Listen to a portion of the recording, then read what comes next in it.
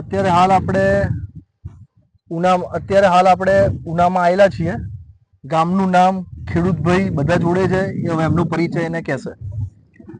મારું નામ છે મોરી અંકિત દીપકભાઈ, ગામ અમોદરા, તાલુકો ઉના, જિલ્લો ગીર સોમનાથ. હવે સાહેબ, આમાં શું પ્રોબ્લેમ તમારે મગફળીમાં થયો હતો? અમારે મગફળીમાં એક તો જે ઉત્પાદન અને જે ગ્રોથ હતો જે માંડવીમાં, આજ દિવસ સુધી ક્યારેય એવો ઉત્પાદન અને ગ્રોથ આવો જે મગફળીમાં અત્યારે ઉત્પાદન અને ગ્રોથ છે એ ક્યારેય મળ્યું નથી.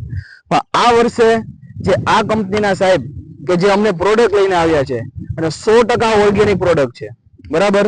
તો એ પ્રોડક્ટમાં અમે એક બ્લેક એન્ડ વ્હાઇટ કરીને એક પ્રોડક્ટ છે, બરાબર. તો એનો અમે દાણામાં પટ મારેલો છે, બરાબર. એના માટે એનો ઉગાવો પણ એકદમ સારી રીતે, બરાબર. અને 99% દાણો એનો કમ્પ્લીટ ઉગી ગયો છે, બરાબર. અને સુકારામાં પણ સારી રીતે એનું રિઝલ્ટ મળી ગયું છે, બરાબર. અત્યારે મારી માંડવી કોઈ જાતની પીળાશ પડતી પણ નથી, બરાબર.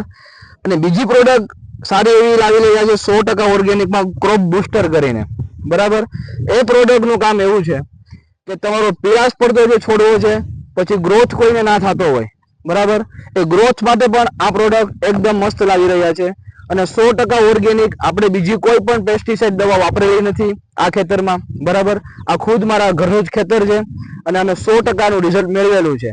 અને ઉત્પાદન પણ સારું અમે મેળવીશું આનું. બીજી કોઈ દવા અમે સાઈડ વાપરેલી નથી, ઓનલી ફોર 100% ઓર્ગેનિક. અને ખેડૂતોને હું જાણ કરું છું કે જો તમારે ખેતર જમીન અને બચાવવાનું હોય તો 100% ઓર્ગેનિક દવા તમે વાપરજો. રિઝલ્ટ પણ સારા છે અને ઉત્પાદન પણ તમને સારું મળશે.